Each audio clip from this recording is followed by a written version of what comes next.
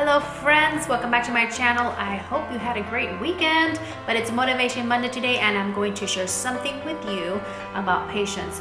Is there an area in your life where you just lack patience? Your patience runs really thin and you lose it really quick and you wonder why. Well, I'm going to talk about that today. I'm going to talk about how the Lord led me through a journey in which I discovered patience in an area where I lacked it so much. I lacked it. And so number one is patience brings peace. Number two, where do you lack patience? What area of your life do you lack patience? Is it with your children? Is it at work with your coworkers? Is it at church? Is it with family? Is it with yourself? What area? Number three is, what is the root that's causing that lack of patience? It's connected to something. And I'm going to show you how I discovered my lack of patience and what it was connected to. And when I discovered that, I was able to make a change and be able to work towards those steps to have more patience in my life.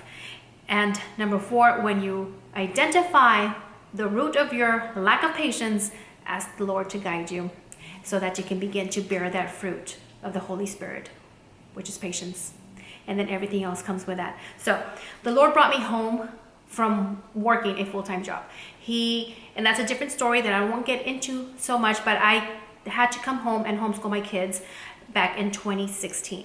I began to homeschool my kids, and that's when the Lord brought into light my lack of patience when it came to raising my kids. And see, when He called me home to homeschool my kids and be a stay-at-home mom full-time, He whispered these words into my spirit, into my heart. He said, I'm going to show you the woman, the mother, and the wife that I've called you to be. And the only place He could show me that was at home. So here I am homeschooling my kids and I'm losing my patience like crazy. I just felt like I was losing a battle. I just couldn't get things done, not only with my kids, but with my household. Like I felt like I needed to have things a certain way, and when I didn't meet that standard, I felt like a failure and my patience was thin. I would lose it with my kids. And you know, when you are a person with little patience, you begin to raise your voice and you start yelling, and it's like not even fun for you. It's not fun for the kids, and it's just a hard season. It was a hard season for me when the Lord brought me home to stay home with my kids full-time and homeschool them full-time. And now I see this lack of patience that I don't know how I'm going to get through this. And there were many tears behind closed doors asking the Lord for guidance.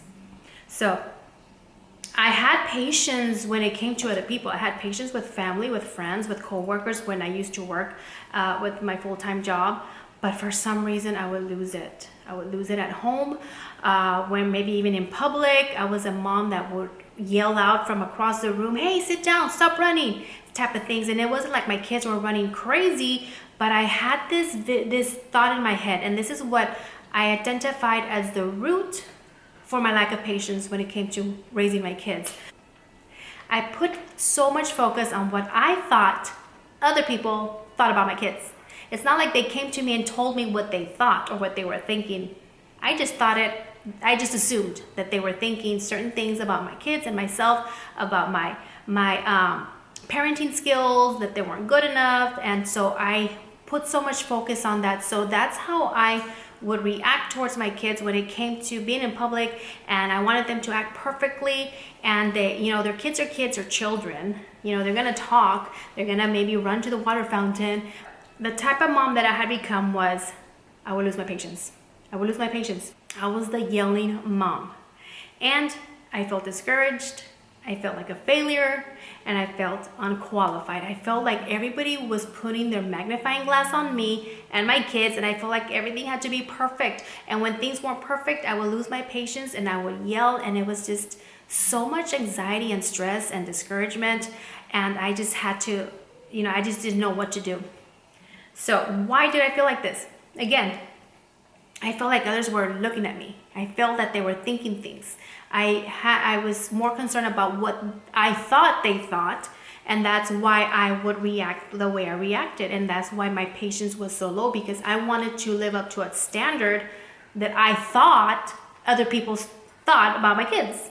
And when I couldn't live to the standard that I thought was the standard I should be living to, I felt discouraged. I felt like a failure. I felt overwhelmed. I felt like I couldn't get things done. And so what did I do? What did I do? I found myself asking the Lord for guidance. I said, Lord, I can't do this. You called me home to stay home with my kids. You said you're going to show me the type of mom I'm supposed to be, and I'm falling apart. And at that moment, I heard the Lord whisper to my ears and into my heart, and he said, listen to them.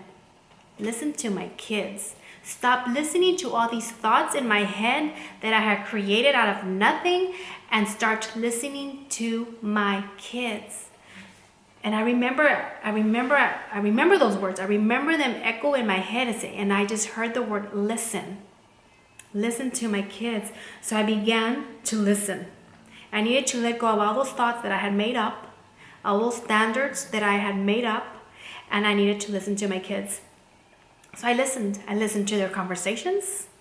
I listened to their conversations with each other, their conversations with me, just simple things about the cereal they liked and why they liked that cereal, the things that excited them, the things that got them scared, the things that triggered their attitudes.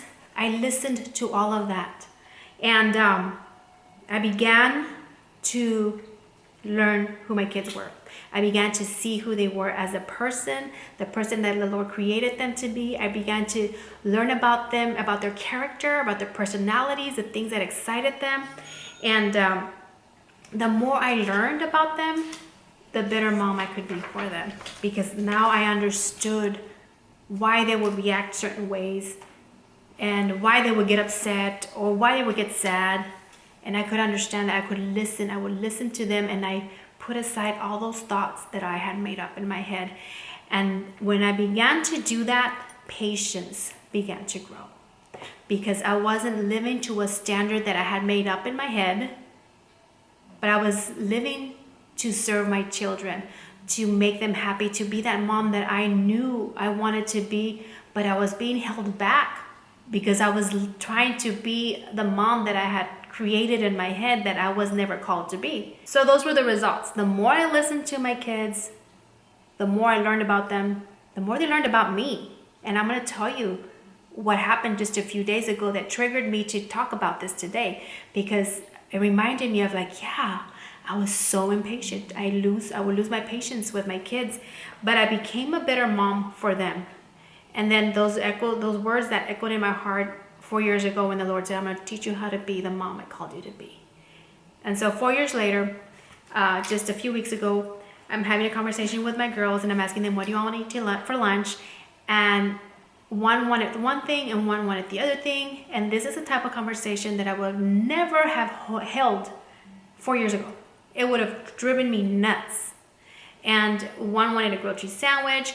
And then there's something that my little girl said that melted my heart. And when your kids say something that makes you understand that they love you and that they're concerned about you, it melts your heart, and then patience is birthed. And so she said something like, she wanted macaroni and cheese. She's like, I want macaroni and cheese, but I just don't want you to work so hard.